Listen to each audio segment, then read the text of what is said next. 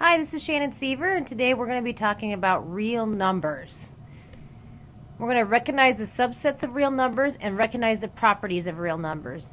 And before we get started, I'm going to warn you that there's a lot of information here in this particular section and a lot of vocabulary that you will need to write down because you will be responsible on the next quiz and exam. So first of all, real numbers we talked about are really a combination of all things that are rational and irrational. We have been working our way through all of these things in the last few sections. Natural numbers includes whole numbers, integers, rational numbers, and irrational numbers. So everything that we've learned about so far in this chapter is a part of real numbers. This is a great chart that you might want to write down with examples and a good way to remember each part of it. Here we have a bunch of numbers and we want to classify each of the numbers. And so what I recommend that you do is you take one by one and write them where they belong. So for instance, -7. -7 we know is actually it's not a natural number because a natural number is a positive whole number. And it's not a whole number because it's not positive. So it is an integer. It will also be a rational number because an integer is a subset of rational, which is a subset of real numbers. So -7 belongs to these three parts. 3/4 is a rational number, and it's negative, by the way. It is also a real number. 0 is a natural number. Actually, it's not a natural number, it's a whole number. Remember, natural numbers are counting numbers that start with 1. 0 is not part of it, but it is a part of whole numbers. It is also an integer. It is also a rational number and a real number. Now let's do 0.6 repeating. 0.6 repeating is a rational number because it has a pattern. It's repeating 6, and it's something that could be put into fraction form. It's also a real number. Square root of 5, that is an irrational number and a real number. Pi is also an irrational number and a real number. 7.3 is a rational number. It's got a terminating decimal and a real number. And then the square root of 81, which is the same thing as saying 9, is a natural number, a whole number, an integer, a rational number, and a real number. So just because it's in the square root doesn't mean that it's an irrational number. If it comes out to be a positive whole number, it would be a rational number, not an irrational number. So when you see a problem like this, that's what you need to do is break them down. Sometimes a number might be in more than one category. Now is a time where when I'm done talking, I want you to pause the video and make sure you have all these written down. You should probably write them on note cards and memorize them. Closure property of addition is saying that the sum of any two real numbers is a real number. So if I were to say square root of 2 plus 3 square root of 2, that is going to be the same thing as 4 square root of 2. 4 square root of 2 is still a real number. Square root of 2 and 3 square root of 2 are both real numbers. So even though I added two interesting real numbers together, it's still a real number outcome. So basically, closure is saying the input, if the input are two real numbers, the output is a real number. In adding, the same thing can be said about multiplication. If the input is two real numbers, we'll do square root of 2 times the square root of 3.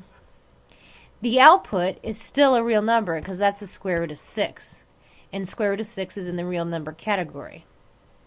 So that's called closure and multiplication. The rest of these you've heard before, but let's go through them. Commutative property of addition is basically taking two numbers and switching places with them. If you look at the base word commute, I like to think of that as like what we use in every day here in the metro areas, commuting to work. When you're commuting, you're moving. And in this case, the X and the Y switch places. So here a real example would be 3 plus 4 would actually be the same thing as 4 plus 3. That is the commutative property of addition. And the same can be said about multiplication. X times Y is the same as Y times X.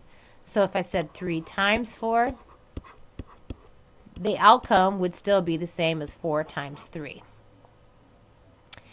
Now, associative property. If I were to write down three different numbers, say X, Y, and Z, and I put X and Y into a group, adding would be the same as saying X plus Y plus Z again, but this time I'm going to put Y and Z into a group. And notice the only thing that changed here was the grouping symbol. The grouping symbol moved over. The order of the letters did not move. And you can kind of think about this as the base word of associate. Here, X plus Y is associating with each other, but over here, the association, Y changed association. It's now associating with Z. So that changed from the left to the right, but the order of the numbers doesn't change. So let's do this. 2 plus 3 plus 4 really is the same as saying 2 plus 3 plus 4. If you were to add all those up, you'd notice that it turns out the same in either way. Now, the same is true for multiplication. I could do the same thing here. Notice that X, Y, and Z does not change position. It's just the grouping symbol. So, same with this. 2 times 3 times 4 is the same as 2 times 3 times 4. And then finally, the distributive property. On this one, we are saying, like, if we have X times Y plus Z, I'm going to make sure that that X is distributed to both the Y and the Z. So it would be X times Y plus X times Z. So an example of that would be 2 times 3 plus 4. And that is the same thing as saying 2 times 3 plus 2 times 4. So those are the different properties of real numbers. You might want to stop the video now if you haven't had time to write all these down and get these all written down. Now I want you to look at these and take a quick moment to try to guess which properties based on your notes these belong to. Okay, so let's go through these. Notice that on A, really the only thing that changes from the left to the right is the position of 7 and the square root of 3. They changed places. So they commuted. So this is the commutative property. And notice we're doing multiplication. So this is multiplication. On this one, 4, 7, and 3, 4, 7, 3. They don't change order. But what does change is the grouping symbol. And it's multiplication on this. So this would be associative property of multiplication. Okay, on this one, notice that the numbers seem to change on the right. Really? It's going to be 2 times 3, that becomes 6. And then 2 times the square root of 5 becomes 2 square root of 5. This is distributive. And then on the last one, notice the things that change. The grouping sign doesn't change places, but within the grouping sign, the square root of 3 and the square root of 7 change places. So on this one, we can say this is commutative property of addition. If you have any questions about this, please bring this to class tomorrow. Thank you.